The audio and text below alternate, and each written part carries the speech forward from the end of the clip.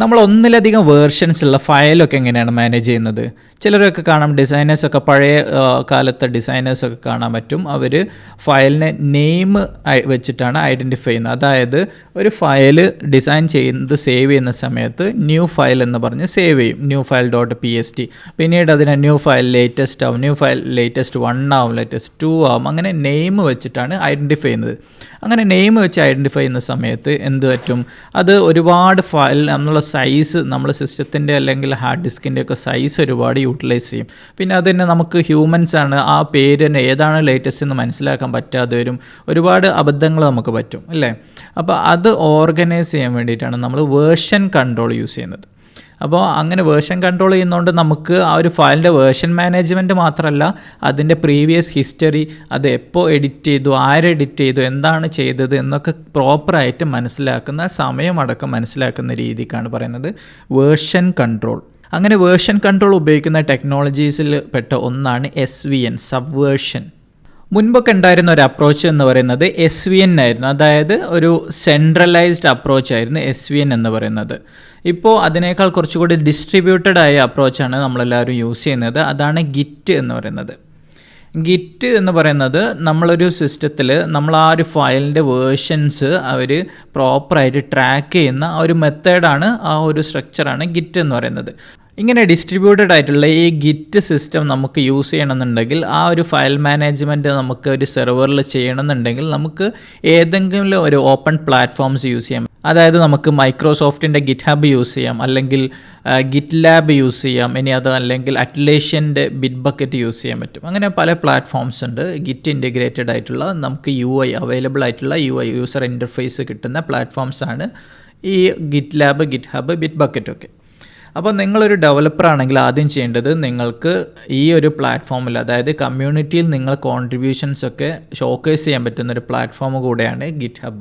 ആ ഒരു GitHubൽ നിങ്ങൾക്ക് തീർച്ചയായിട്ടും ഒരു അക്കൗണ്ട് ഉണ്ടായിരിക്കണം. നിങ്ങൾ github.com എന്ന് പറയുന്ന വെബ്സൈറ്റിൽ പോവുക, എന്നിട്ട് അതിൽ സൈൻ അപ്പ് ബട്ടൺ ക്ലിക്ക് ചെയ്യുക. ക്ലിക്ക് ചെയ്ത് കഴിഞ്ഞാൽ നിങ്ങളോട് ഇമെയിൽ ID ചോദിക്കും. അവിടെ നിങ്ങൾ ഇമെയിൽ അഡ്രസ്സ് എൻ്റർ ചെയ്യാം. അവിടെ നിങ്ങൾ ഇമെയിൽ അഡ്രസ്സ് എൻ്റർ ചെയ്ത് നിങ്ങൾ പാസ്വേഡ് സെറ്റ് ചെയ്യാം, അതേപോലെ നിങ്ങൾ യൂസർ നെയിമും കാര്യങ്ങളൊക്കെ സെറ്റ് ചെയ്യാൻ പറ്റും. അങ്ങനെ സെറ്റ് ചെയ്ത് നിങ്ങളൊരു അക്കൗണ്ട് ക്രിയേറ്റ് ചെയ്യുക. നിങ്ങൾ ശ്രദ്ധിക്കേണ്ട കാര്യം, നിങ്ങൾ യൂസർ നെയിം കൊടുക്കുന്ന സമയത്ത് നിങ്ങളുടെ പ്രോപ്പറായിട്ടുള്ള ഒരു ഫുൾ നെയിം അല്ലെങ്കിൽ ഫസ്റ്റ് നെയിം കൊടുക്കാൻ ശ്രമിക്കുക. അതായത് ഞാൻ ക്രിയേറ്റ് ചെയ്യുന്ന സമയത്ത് അൻഷാദ് എന്നെൻ്റെ പേര് കൊടുക്കാൻ ശ്രമിക്കും. ഇനി ആ ഒരു പേര് ഓൾറെഡി ആരെങ്കിലും എടുത്തു പോയിട്ടുണ്ടെങ്കിൽ അതിൻ്റെ കൂടെ ഞാൻ എൻ്റെ ലാസ്റ്റ് നെയിം കൂടെ ചേർക്കും, അല്ലെങ്കിൽ ഇനീഷ്യൽസ് ചേർക്കും. അല്ലാതെ അണ്ടർസ്കോർ, ഡോട്ട് അല്ലെങ്കിൽ നമ്പേഴ്സ് ഇങ്ങനെയൊക്കെ യൂസ് ചെയ്യുന്ന സമയത്ത് അത് പിന്നീട് നിങ്ങളെ പ്രൊഫൈലിൻ്റെ URL വേറെ ആർക്കെങ്കിലും ഷെയർ ചെയ്യുന്ന സമയത്ത് അത് ബുദ്ധിമുട്ടായിരിക്കും, അവർക്ക് പറഞ്ഞു കൊടുക്കാനും അതേപോലെ എല്ലാവർക്കും ഓർത്ത് വെക്കാൻ ബുദ്ധിമുട്ടായിരിക്കും. അത് നിങ്ങൾക്ക് ഫസ്റ്റ് നെയിം തന്നെ കിട്ടുകയാണെങ്കിൽ അത്രയും ലക്കി. ഞാനിതിൽ ഓൾറെഡി അക്കൗണ്ട് ക്രിയേറ്റ് ചെയ്തിട്ടുണ്ട്, അതുകൊണ്ട് ഞാൻ ആ സ്റ്റെപ്പിലേക്ക് കടക്കുന്നില്ല. അങ്ങനെ അക്കൗണ്ട് ക്രിയേറ്റ് ചെയ്തതിന് ശേഷം നിങ്ങൾക്ക് ലോഗിൻ ചെയ്യാൻ പറ്റും. അങ്ങനെ ലോഗിൻ ചെയ്തതിന് ശേഷം നിങ്ങൾ ചെയ്യേണ്ടത്, നിങ്ങളെ സിസ്റ്റത്തിൽ കൂടെ നിങ്ങൾ ഗിറ്റ് ഇൻസ്റ്റാൾ ചെയ്യണം. അത് നിങ്ങൾ ഗിറ്റ് ഡൗൺലോഡ്സ് വെബ്സൈറ്റിലേക്ക് പോവുക. അതായത് git-scm.com/downloads. ഈ URL പോയതിന് ശേഷം നിങ്ങളുടെ ഓപ്പറേറ്റിംഗ് സിസ്റ്റം ഏതാണോ അതിനനുസരിച്ചുള്ള ഗിറ്റ് സോഫ്റ്റ്വെയർ ഡൗൺലോഡ് ചെയ്ത് ഇൻസ്റ്റാൾ ചെയ്യാം. അങ്ങനെ നിങ്ങൾ GitHubൽ പ്രൊഫൈൽ ക്രിയേറ്റ് ചെയ്ത് ലോഗിൻ ചെയ്ത് കഴിഞ്ഞാൽ നിങ്ങളുടെ പ്രൊഫൈൽ ഇങ്ങനെയാണ് കാണുക. അതായത് നിങ്ങളുടെ URL github.com/ നിങ്ങളുടെ യൂസർ നെയിം എന്താണോ അവിടെ കാണാൻ പറ്റും. എൻ്റെത് അൻഷാദ് എന്ന് തന്നെയാണ് എൻ്റെ യൂസർ നെയിം. അതുകൊണ്ട് എൻ്റെ പ്രൊഫൈൽ എനിക്കിവിടെ കാണാൻ പറ്റുന്നുണ്ട്. നിങ്ങൾ GitHub പ്രൊഫൈലിൽ പോയി കഴിഞ്ഞാൽ നിങ്ങൾക്ക് അവിടെ ഫോട്ടോ ചേഞ്ച് ചെയ്യാം, നിങ്ങളുടെ യൂസർ നെയിം കാണാൻ പറ്റും, നിങ്ങളുടെ പ്രൊഫൈൽ ഡീറ്റെയിൽസ് അപ്ഡേറ്റ് ചെയ്യാം. അതേപോലെ നിങ്ങൾക്ക് മൾട്ടിപ്പിൾ ടാബ്സ് ഇവിടെ കാണാൻ പറ്റും. അതായത് ഓവർവ്യൂ, റെപ്പോസിറ്ററീസ്, പ്രോജക്ട്സ്, പാക്കേജസ്, അങ്ങനെ പലതും. ഗിറ്റിലെ ഓരോ പ്രോജക്റ്റും ഓരോ റെപ്പോസിറ്ററി ആയിട്ടാണ് കീപ്പ് ചെയ്യുന്നത്. റെപ്പോസിറ്ററീസ് എന്നാണ് ഓരോ പ്രോജക്റ്റിൻ്റെ സോഴ്സ് കോഡ്, അതായത് കോഡ് നമ്മൾ കീപ്പ് ചെയ്യുന്ന ആ ഒരു സ്ട്രക്ചറിനെ പറയുന്ന പേരാണ് റെപ്പോസിറ്ററീസ്. അപ്പോൾ നിങ്ങളുടെ പ്രൊഫൈൽ വന്നു കഴിഞ്ഞ് നിങ്ങളുടെ ഡീറ്റെയിൽസ് ഒക്കെ കൊടുത്ത് ഫോട്ടോയൊക്കെ കൊടുത്ത് അപ്ഡേറ്റ് ചെയ്യുക. അപ്ഡേറ്റ് ചെയ്തതിന് ശേഷം നിങ്ങൾ പുതിയ റെപ്പോസിറ്ററി ക്രിയേറ്റ് ചെയ്യുക. അതായത് ഇവിടെ ഈ ഒരു റൈറ്റ് സൈഡിൽ പോയിട്ട് നിങ്ങൾ ആ ഒരു പ്ലസ് ഐക്കണിൻ്റെ ഡ്രോപ്പ് ഡൗൺ ക്ലിക്ക് ചെയ്യുക, എന്നിട്ട് ന്യൂ റെപ്പോസിറ്ററീസ് എന്ന് ക്ലിക്ക് ചെയ്യുക. അതിനുശേഷം നിങ്ങൾ റെപ്പോസിറ്ററിൻ്റെ പേര് കൊടുക്കുക. ഇവിടെ നിങ്ങൾ പ്രൊഫൈൽസ് കാണാൻ പറ്റും. അതിനുശേഷം റെപ്പോസിറ്ററിൻ്റെ നെയിം കൊടുക്കുന്ന സമയത്ത് നമ്മൾ URL ആണ് കാണാൻ പോകുന്നത് ആ പ്രോജക്റ്റിന്. നിങ്ങളുടെ റെപ്പോസിറ്ററീസ് നെയിം URL റിഫ്ലക്റ്റ് ആവുന്നതുകൊണ്ട് തന്നെ നിങ്ങൾ സ്മോൾ ലെറ്റേഴ്സ് യൂസ് ചെയ്യുക. അതേപോലെ മീനിങ് ഫുൾ ആയിട്ടുള്ള നെയിം കൊടുക്കാൻ ശ്രമിക്കുക. അതായത് ഞാനിവിടെ beta_squirrel-tasks എന്ന് പറഞ്ഞ ഒരു റെപ്പോസിറ്ററിയാണ് ക്രിയേറ്റ് ചെയ്യുന്നത്. അങ്ങനെ ക്രിയേറ്റ് ചെയ്തതിന് ശേഷം ആ ഒരു റെപ്പോസിറ്ററി നെയിം കൊടുത്തതിന് ശേഷം ഇവിടെ ഡിസ്ക്രിപ്ഷൻ കൊടുക്കാം. ഞാനവിടെ ഡിസ്ക്രിപ്ഷൻ കൊടുത്തു. അതിനുശേഷം പബ്ലിക് ആണോ പ്രൈവറ്റ് ആണോ എന്നുള്ള ഓപ്ഷൻസ് ചൂസ് ചെയ്യാം. അതായത് നിങ്ങൾ പബ്ലിക് ഓപ്ഷനാണ് ചൂസ് ചെയ്യുന്നതെങ്കിൽ നിങ്ങളുടെ സോഴ്സ് കോഡ് എല്ലാവർക്കും കാണാൻ പറ്റും. ആർക്ക് വേണമെങ്കിലും അത് കോപ്പി ചെയ്യുകയും ഉപയോഗിക്കുകയും ചെയ്യാൻ പറ്റും. ഇനി അതല്ല നിങ്ങൾ പ്രൈവറ്റ് ആണ് കൊടുക്കുന്നതെങ്കിൽ നിങ്ങൾക്ക് മാത്രമേ കാണാൻ പറ്റുള്ളൂ. അത് നിങ്ങൾക്ക് വേറെ ആർക്കെങ്കിലും ഷെയർ ചെയ്ത് കൊടുക്കണമെങ്കിൽ അവരുടെ യൂസർ ID-യിലേക്ക് നിങ്ങൾക്ക് ഷെയർ ചെയ്ത് ആക്സസ് കൊടുക്കാൻ പറ്റും. അവരെ കോൺട്രിബ്യൂട്ടറായിട്ട് ആഡ് ചെയ്യാൻ പറ്റും. അപ്പോൾ ഞാനിവിടെ പബ്ലിക് ഓപ്ഷനാണ് കൊടുക്കുന്നത്. അതിനുശേഷം initialize this repository with add a readme എന്ന് വെച്ചാൽ ഒരു റീഡ്മി ഫയൽ, ഈ പ്രൊജക്റ്റ് എന്തിനെക്കുറിച്ചുള്ളതാണെന്ന് നമുക്ക് ഡീറ്റെയിൽ ആയിട്ട് എഴുതാനുള്ള ഒരു ഫയൽ ക്രിയേറ്റ് ചെയ്യാൻ വേണ്ടിയിട്ടാണ് ഈ റീഡ്മി ഫയൽ കൊടുക്കുന്നത്. അതേപോലെ add.gitignore, അതായത് gitignore എന്ന് പറയുന്നത് നിങ്ങൾ സോഴ്സ് കോഡിൽ വേണ്ടാത്ത ഫയൽസ് ഏതൊക്കെയാണെന്ന് പറയുന്ന ഒരു ഫയലാണ് gitignore, ഒരു കോൺഫിഗറേഷനാണ് gitignore. അതിനെക്കുറിച്ച് ഡീറ്റെയിൽസ് ആയിട്ട് നമുക്ക് പിന്നെ നോക്കാം. അപ്പോൾ ആ ഒരു ഓപ്ഷൻസ് നമുക്ക് ഏതാണോ നിങ്ങൾ പ്രോഗ്രാമിംഗ് ലാംഗ്വേജ്, ഈ ഒരു പ്രോജക്റ്റ് ചെയ്യുന്നത് ഏത് പ്രോഗ്രാമിംഗ് ലാംഗ്വേജ് ആണോ അതിനനുസരിച്ച് നിങ്ങൾക്ക് ചൂസ് ചെയ്യാൻ പറ്റും. അതായത് എനിക്ക് തൽക്കാലം Node.jsൻ്റെ ഓപ്ഷൻസ് കൊടുക്കാം, അതായത് നോഡ് ഓപ്ഷൻസ് കൊടുക്കാം. പിന്നെ ലൈസൻസ് നിങ്ങൾക്ക് ചൂസ് ചെയ്യാം. അതായത് നിങ്ങൾ ഓപ്പൺ സോഴ്സ് ലൈസൻസിൽ ഏതെങ്കിലും ലൈസൻസ്, നിങ്ങൾ അപ്പാച്ചെ ലൈസൻസ് ആണോ MIT ലൈസൻസ് ആണോ ഏതെങ്കിലും ലൈസൻസ് നിങ്ങൾ ചൂസ് ചെയ്യുന്നുണ്ടെങ്കിൽ ആ ലൈസൻസ് കൊടുക്കാൻ പറ്റും. അല്ലെങ്കിൽ ഡീഫോൾട്ട് നൺ ആയിരിക്കും. ഓക്കെ, അതിനുശേഷം നിങ്ങൾ ക്രിയേറ്റ് റെപ്പോസിറ്ററി ബട്ടൺ ക്ലിക്ക് ചെയ്യുക. അങ്ങനെ ക്ലിക്ക് ചെയ്ത് കഴിഞ്ഞാൽ നിങ്ങൾക്ക് ഒരു റെപ്പോസിറ്ററി ക്രിയേറ്റ് ആയിട്ടുണ്ട്. അതിൻ്റെ ഉള്ളിൽ 2 ഫയൽസാണുള്ളത്. നമ്മൾ നേരത്തെ പറഞ്ഞ .gitignore ഫയലുണ്ട്, പിന്നെ readme.md, അതായത് മാർക്ക് ഡൗൺ ഫയലാണത്. അതിൻ്റെ ഉള്ളിൽ നിങ്ങൾക്ക് ടെക്സ്റ്റ് കണ്ടൻറ്റ് കൊടുത്തു കഴിഞ്ഞാൽ ആ ഒരു ഡീറ്റെയിൽസാണ് ഇവിടെ ഈ ഒരു ഭാഗത്ത് വരുന്നത്. അപ്പോൾ ഞാൻ ഈ ഒരു ഫയൽ ഓപ്പൺ ചെയ്ത് നോക്കിക്കഴിഞ്ഞാൽ ആ ഒരു കണ്ടൻറ്റ് എനിക്കിവിടെ കാണാം. അത് എഡിറ്റ് മോഡിലേക്ക് പോയി കഴിഞ്ഞാൽ എന്താണ് അവിടെ കണ്ടൻറ്റ് കൊടുത്തത്, #beta_squirrel-task, അതായത് ഹാഷ് എന്ന് പറഞ്ഞ് ഇങ്ങനെ കൊടുക്കുന്ന സമയത്ത് ഒരു ഹെഡിങ് ആയിരിക്കും. പിന്നെ അതിൻ്റെ ആ ഒരു ഡിസ്ക്രിപ്ഷനും വന്നിട്ടുണ്ട്. ഞാൻ ക്യാൻസൽ ചേഞ്ചസ് കൊടുത്തു. അപ്പോൾ അതെനിക്കവിടെ കാണാം. ഞാൻ വീണ്ടും എൻ്റെ റെപ്പോസിറ്ററിയിലേക്ക് പോവുകയാണ്. റെപ്പോസിറ്ററിയിൽ പോയി കഴിഞ്ഞാൽ എൻ്റെ gitignore ഫയലും ഓപ്പൺ ചെയ്ത് നോക്കാം. അതിൽ ഒരുപാട് ഫയൽസ് ലിസ്റ്റ് ചെയ്തിട്ടുണ്ട്. അതായത് ലോഗ്സ് ഫയൽ, star.log എന്ന് പറയുമ്പോൾ any file with this extension, അതായത് ലോഗ് എന്ന് പറയുന്ന എക്സ്റ്റൻഷനുള്ള എല്ലാ ഫയലും ഈ ഗിറ്റിൽ നിന്ന് എക്സ്ക്ലൂഡ് ചെയ്യണം എന്നാണ് പറയുന്നത്. അതൊക്കെ ടെമ്പററി ഫയൽസാണ്, അത് കോഡിൽ പോകേണ്ടതില്ല.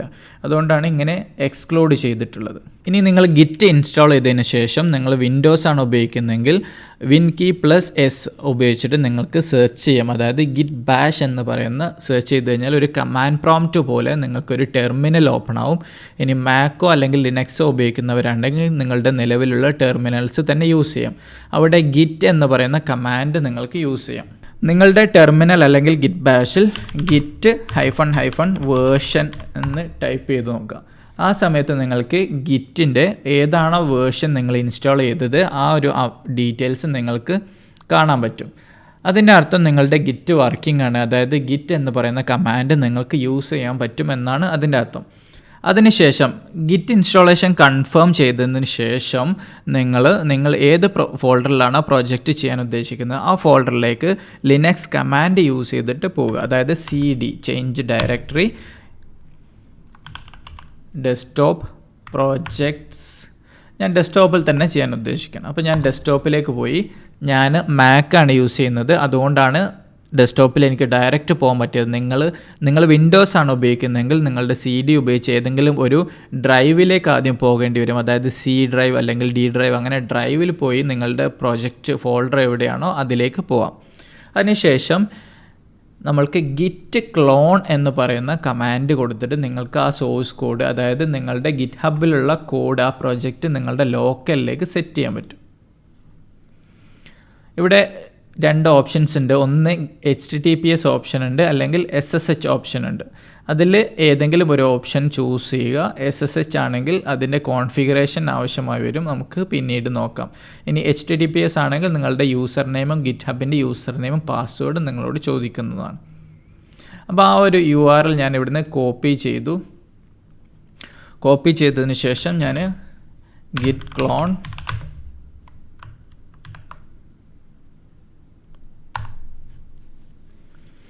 clone എന്ന് പറയുന്ന കമാൻഡ് കൊടുത്തതിന് ശേഷം ആ ഒരു URL സ്ട്രക്ചർ ഞാൻ കൊടുത്തു.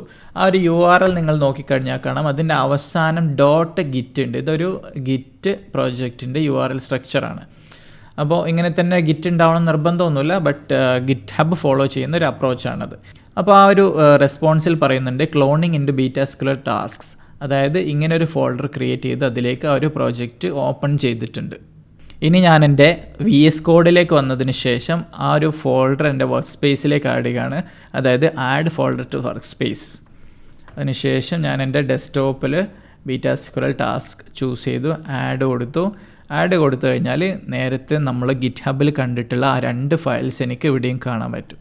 അതിനുശേഷം നിങ്ങൾ ഏതെങ്കിലും ഒരു ഫയൽ ഈ ഫോൾഡറിൽ ആഡ് ചെയ്യുക അല്ലെങ്കിൽ ഏതെങ്കിലും ഒരു ഫയൽ ചേഞ്ച് ചെയ്യുകയോ ചെയ്യുന്നുണ്ടെങ്കിൽ അത് നിങ്ങളുടെ വേർഷനിലേക്ക് ആഡ് ചെയ്യണം. അതിന് ഉപയോഗിക്കുന്ന ഓപ്ഷൻസാണ്, കമാൻഡ്സാണ് നമ്മളിനി നോക്കാൻ പോകുന്നത്.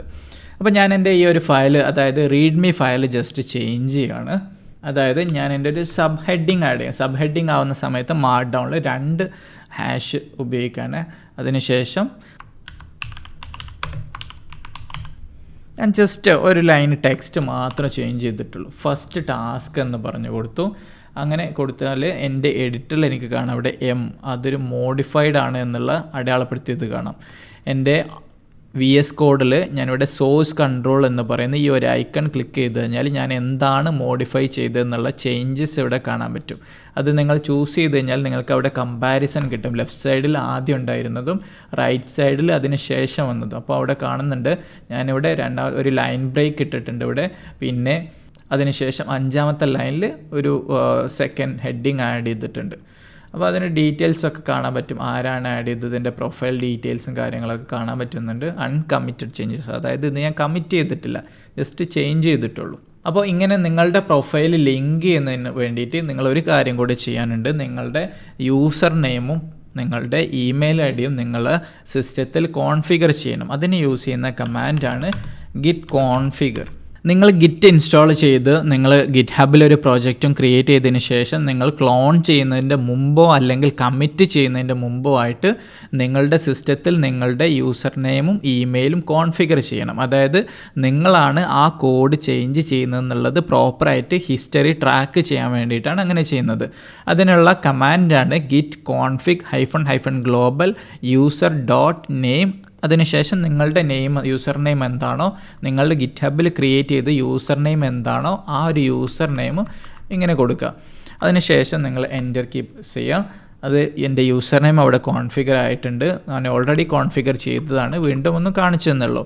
അതിനുശേഷം നിങ്ങളുടെ ഇമെയിലും ഇതേപോലെ user.email എന്ന് കൊടുത്തതിന് ശേഷം നിങ്ങളുടെ ഇമെയിലും ഇതേപോലെ തന്നെ കോൺഫിഗർ ചെയ്യാം. എന്താണോ നിങ്ങൾ GitHubൽ കൊടുത്തിട്ടുള്ള ഇമെയിൽ അതും കൂടെ കോൺഫിഗർ ചെയ്യുക. അങ്ങനെ നിങ്ങൾ യൂസർ നെയിം ഇമെയിലും കോൺഫിഗർ ചെയ്ത് കഴിഞ്ഞു. നിങ്ങളുടെ പ്രോജക്റ്റ് നിങ്ങളുടെ ഡെസ്ക്ടോപ്പിലേക്ക് ക്ലോൺ ചെയ്തു. ഇനി ആ ഒരു പ്രോജക്റ്റിലേക്ക് നിങ്ങൾക്ക് പോകണം. അപ്പോൾ ബീറ്റാസ്കുരൽ,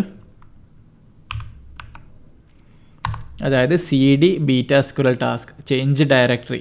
അപ്പോൾ നിങ്ങൾ എന്ത് ചെയ്തു, ഡെസ്ക്ടോപ്പിലുണ്ടായിരുന്നു നിങ്ങൾ ആ ഒരു ബീറ്റാസ്കുരൽ ടാസ്ക് എന്ന് പറയുന്ന ആ ഒരു പ്രോജക്റ്റ് ആ ഒരു ഫോൾഡറിൻ്റെ ഉള്ളിലേക്ക് പോയി.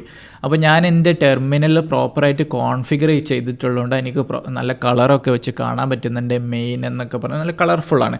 ഇത് എങ്ങനെയാണ് ചെയ്യുന്നത് എന്നുള്ളത് നമുക്ക് പിന്നീട് നോക്കാം. അപ്പോൾ ഇവിടെ ഞാൻ ആദ്യമായിട്ട് എൻ്റെ റെപ്പോസിറ്ററിയിൽ പോയി കഴിഞ്ഞാൽ ഞാൻ ചേഞ്ച് ചെയ്തിട്ടുണ്ട്. ആ ഒരു ചേഞ്ച് നമ്മൾ VS കോഡിൽ കണ്ടല്ലോ.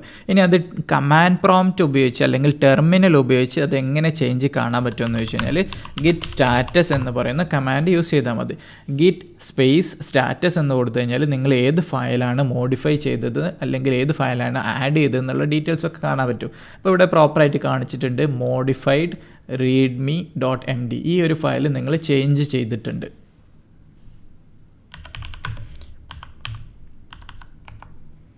ഇനി git diff എന്ന് പറയുന്ന കമാൻഡ് നിങ്ങൾ പ്രസ് ചെയ്ത് കഴിഞ്ഞാൽ നിങ്ങൾക്ക് എന്താണ് ആ ചേഞ്ച് നിങ്ങൾ വരുത്തിയിട്ടുള്ളതെന്ന് കാണാൻ പറ്റും. അതായത് ഞാൻ എവിടെയാണ് പ്ലസ് കാണിക്കുന്നുണ്ട്, ഇതിലൊരു പ്ലസ് ഇട്ട് ഗ്രീൻ കളറിൽ കാണിക്കുന്നുണ്ട്, ഇതാണ് ഞാൻ ആഡ് ചെയ്തത്. അപ്പോൾ അതാണ് ഇവിടെ പ്രോപ്പറായിട്ട് കാണിച്ചിട്ടുള്ളത്. ഈ ഒരു ഓപ്ഷൻ തന്നെയാണ് VS കോഡ് നല്ല കളർഫുള്ളായിട്ട് നിങ്ങൾക്ക് കുറച്ചുകൂടി യൂസർ ഫ്രണ്ട്ലി ആയിട്ട് കാണാൻ പറ്റിയത്. അപ്പോൾ ഇവിടെ എൻഡ് ജസ്റ്റ് ക്യൂ പ്രസ് ചെയ്ത് കഴിഞ്ഞാൽ നിങ്ങൾ അതിൻ്റെ എൻഡായി അത് ക്ലോസ് ആവും. അതിനുശേഷം നിങ്ങൾ മോഡിഫൈഡ് ഫയൽ നിങ്ങൾ ആഡ് ചെയ്യണം. അതായത് നിങ്ങൾ ഈ ഒരു ഫയൽ ചേഞ്ച് ചെയ്തിട്ടേ ഉള്ളൂ. ആ ഒരു ചേഞ്ച് നിങ്ങളുടെ വേർഷൻ കൺട്രോളിലേക്ക് ആഡ് ചെയ്യണം. അതിനു വേണ്ടി ഉപയോഗിക്കുന്ന കമാൻഡാണ് git add എന്ന് പറഞ്ഞതിന് ശേഷം ഡോട്ടാണ് നിങ്ങൾ യൂസ് ചെയ്യുന്നതെങ്കിൽ ഏതൊക്കെ ഫയൽ നിങ്ങൾ ചേഞ്ച് ചെയ്തിട്ടുണ്ടോ അല്ലെങ്കിൽ ഏതൊക്കെ ഫയൽ ആഡ് ചെയ്തിട്ടുണ്ടോ ഡിലീറ്റ് ചെയ്തിട്ടുണ്ടോ അതൊക്കെ ആ ഒരു വേർഷൻ കൺട്രോളിലേക്ക് ആഡ് ആവും. ഇനി ഇങ്ങനെയല്ല എന്നുണ്ടെങ്കിൽ നിങ്ങൾക്ക് ഗിറ്റ് ആഡ് ഏതാണോ ആ ഒരു ഫയൽ അതിൻ്റെ പാത്ത് നിങ്ങൾക്ക് കൊടുക്കാൻ പറ്റും. അതായത് റീഡ്മി ആണെങ്കിൽ ആ ഒരു റീഡ്മി ഫയൽ ആ ഒരു ഫയലിൻ്റെ പാത്ത് എനിക്കിവിടെ കൊടുക്കാൻ പറ്റും. അങ്ങനെ ഗിറ്റ് ആഡ് എന്ന് കൊടുത്തതിന് ശേഷം വീണ്ടും നിങ്ങൾ ഗിറ്റ് സ്റ്റാറ്റസ് നോക്കിക്കഴിഞ്ഞാൽ നിങ്ങൾക്ക് ആ ഒരു കളർ അവിടെ ചേഞ്ച് ചെയ്തതായിട്ടാണ്. അവിടെ ഇപ്പോൾ കാണുന്നത് ഗ്രീൻ കളറാണ്, റെഡ് മാറി ഗ്രീൻ ആയിട്ടുണ്ട്. അതിൻ്റെ അർത്ഥം നിങ്ങൾ ആഡ് ചെയ്തിട്ടുണ്ട്, ആ ഒരു ട്രാക്കിലേക്ക് ആഡ് ചെയ്തു, പക്ഷേ നിങ്ങളത് കമ്മിറ്റ് ചെയ്തിട്ടില്ല. ഇനി അടുത്ത സ്റ്റെപ്പ് എന്ന് പറയുന്നത് ഗിറ്റ് കമ്മിറ്റ് -m. അതിനുശേഷം നിങ്ങൾ കോഡ്സിൽ എന്താണോ മെസ്സേജ്, ഈ ഒരു ഫയൽ ചേഞ്ച് കൊണ്ട് എന്താണ് നിങ്ങൾ ഉദ്ദേശിക്കുന്നത് എന്നുള്ളത് പ്രോപ്പറായിട്ട് ജസ്റ്റ് ഒരു ലൈൻ കമൻറ്റ് കൊടുക്കുക. ഡീറ്റെയിൽ ആവണമെന്നില്ല, നിങ്ങളൊരു ഷോർട്ടായിട്ടുള്ള ഒരു കമൻറ്റാണ് കൊടുക്കേണ്ടത്. അപ്പോൾ ഗിറ്റ് കമ്മിറ്റ് -m അത് മെസ്സേജ് വരാനുള്ള ഓപ്ഷനാണ്. എന്നിട്ട് എന്താണോ മെസ്സേജ് ആ ഒരു മെസ്സേജ് കൊടുക്കുക. അപ്ഡേറ്റ് റീഡ്മി, ഞാനിപ്പോൾ ആ ഒരു റീഡ്മി ഫയൽ അപ്ഡേറ്റ് ചെയ്താണല്ലോ, അതുകൊണ്ട് അപ്ഡേറ്റ് റീഡ്മി എന്ന് കൊടുത്തു. എന്നിട്ട് എൻ്റർ കീ പ്രസ് ചെയ്ത് കഴിഞ്ഞാൽ ആ ഒരു ഫയൽ ചേഞ്ചായി. ആ ഒരു ഫയൽ ചേഞ്ച് പ്രോപ്പറായിട്ട് നമ്മളുടെ വേർഷൻ മാനേജ്മെൻറ്റിലേക്ക് ആഡ് ചെയ്തിട്ടുണ്ട്. അത് നമ്മളെ ലോക്കലിലാണ് ഇപ്പോൾ അവൈലബിൾ ആയിട്ടുള്ളത്. അതായത് നമ്മളെ ഡെസ്ക്ടോപ്പിൽ ബീറ്റാസ്ക്യുറൽ ടാസ്ക് എന്ന് പറയുന്ന ഫോൾഡറിൻ്റെ ഉള്ളിലാണ് ആ ചേഞ്ച് ഉള്ളത്. പക്ഷേ ട്രാക്ക് ചെയ്തിട്ടുണ്ട്, പ്രോപ്പറായിട്ട് ട്രാക്ക് ചെയ്തിട്ടുണ്ട്. ഇനി അത് നമ്മളുടെ GitHub എത്തണം എന്നുണ്ടെങ്കിൽ നിങ്ങൾ എന്ത് ചെയ്യണം? ഗിറ്റ് പുഷ് എന്ന് പറയുന്ന ഓപ്ഷൻ കൊടുക്കണം. Git push origin main. അതായത് ഡീഫോൾട്ടായിട്ട് നിങ്ങൾ ഒരു പ്രോജക്റ്റ് റെപ്പോസിറ്ററി ക്രിയേറ്റ് ചെയ്യുന്ന സമയത്ത് മെയിൻ എന്ന് പറയുന്ന ബ്രാഞ്ച് ക്രിയേറ്റ് ആവും. മുൻപൊക്കെ അത് മാസ്റ്റർ എന്നായിരുന്നു പേര്, അതിപ്പോൾ മാറി മെയിൻ ആയിട്ടുണ്ട്. അപ്പോൾ മെയിനിലേക്കാണ് നിങ്ങൾ പുഷ് ചെയ്യുന്നത്, മെയിൻ പറയുന്ന ബ്രാഞ്ചിലേക്ക്. ഒറിജിൻ എവിടെ നിന്നാണോ ഈ റെപ്പോസിറ്ററി നിങ്ങൾ ക്ലോൺ ചെയ്തുകൊണ്ടുവന്നത്, GitHub എന്നാണല്ലോ, അവിടെയുള്ള മെയിൻ എന്ന് പറഞ്ഞ ബ്രാഞ്ചിലേക്ക് പുഷ് ചെയ്യാനുള്ള ഓപ്ഷനാണ് ഗിറ്റ് പുഷ് ഒറിജിൻ മെയിൻ. അത് നിങ്ങൾ ഗിറ്റ് പുഷ് എന്ന് പറയുന്ന കമാൻഡ് മാത്രം നിങ്ങൾക്ക് കൊടുക്കാൻ പറ്റും. അങ്ങനെ കൊടുത്തു കഴിഞ്ഞാൽ വേറെ 1-2 സ്റ്റെപ്സ് കൂടി ചോദിക്കും, അതിനുള്ള റെസ്പോൺസ് കൂടി കൊടുത്തു കഴിഞ്ഞാൽ ജസ്റ്റ് ഗിറ്റ് പുഷ് മാത്രം കൊടുത്താലും മതി. അപ്പോൾ ഞാനത് പുഷ് ചെയ്തിട്ടുണ്ട്, എൻ്റെ GitHubലേക്ക് പുഷ് ചെയ്തു, ഗിറ്റ് പുഷ് എന്ന് പറഞ്ഞു കൊടുത്തു. അതിനുശേഷം ഞാൻ എൻ്റെ GitHubൽ പ്രൊഫൈൽ പോയിട്ട് എൻ്റെ ആ റെപ്പോസിറ്ററിയിൽ പോയതിന് ശേഷം ജസ്റ്റ് റീഫ്രഷ് ചെയ്ത് നോക്കിക്കഴിഞ്ഞപ്പോൾ ആ ഒരു ചേഞ്ച് ഇവിടെ വന്നിട്ടുണ്ട്. ആ ഒരു ചേഞ്ച് വന്നു. അതിൻ്റെ പ്രോപ്പറായിട്ട് എൻ്റെ ട്രാക്ക് കാണാൻ പറ്റും. അതായത് എപ്പോഴാണ് ചേഞ്ച് ചെയ്തത്, 1 minute ago, 1 minute മുമ്പ് ഞാൻ ഈ ഫയൽ ചേഞ്ച് ചെയ്തിട്ടുണ്ട്. മറ്റേ ഫയൽ നമ്മൾ ചേഞ്ച് ചെയ്തിട്ടില്ല, അത് 16 minute മുമ്പ് നമ്മൾ ക്രിയേറ്റ് ചെയ്തതാണ്. ഇവിടെ പോയി കഴിഞ്ഞാൽ 2 comments 2 പ്രാവശ്യം നമ്മൾ ചേഞ്ച് വരുത്തിയിട്ടുണ്ട്. അതാണ് ഇവിടെ ഈ 2 comments എന്ന് പറയുന്നത് കാണിക്കുന്നത്. അത് ക്ലിക്ക് ചെയ്ത് കഴിഞ്ഞാൽ നിങ്ങൾക്ക് ഡീറ്റെയിൽ കാണാൻ പറ്റും. അതായത് ഫസ്റ്റ് ഇനീഷ്യൽ കമ്മിറ്റാണ്, അതായത് പ്രൊഫൈൽ നമ്മൾ ഉണ്ടാക്കിയതിൻ്റെ ഡീറ്റെയിൽസ് ആണ് അത്. പിന്നെ രണ്ടാമത്തെ കമ്മിറ്റ്, അതിൽ ക്ലിക്ക് ചെയ്ത് കഴിഞ്ഞാൽ ആരാണ് കമ്മിറ്റ് ചെയ്തതെന്നൊക്കെ കാണിക്കുന്നുണ്ട്. നേരത്തെ നമ്മൾ VS കോഡിൽ കണ്ട പോലെ ഡീറ്റെയിൽ ആയിട്ട് ലെഫ്റ്റിൽ പഴയതും റൈറ്റിൽ പുതിയ ചേഞ്ചസും കാണാൻ പറ്റും. ഗ്രീൻ കളർ മാർക്ക് ചെയ്തത് ആഡ് ചെയ്ത ചേഞ്ചസ് ആണ്. ഇങ്ങനെയാണ് നിങ്ങളൊരു പ്രോജക്റ്റ് നിങ്ങളുടെ വേർഷൻ കൺട്രോളിൽ പ്രോപ്പറായിട്ട് ട്രാക്ക് ചെയ്യുന്നത്.